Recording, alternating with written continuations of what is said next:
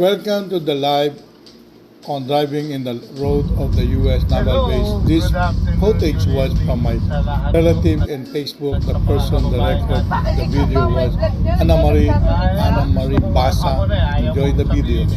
Makulit tong aking anak eh. Pasensya na po kayo.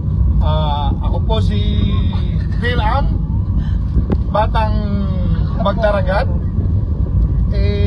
Pasensya na po kayo dahil ginamit ko account ng aking anak.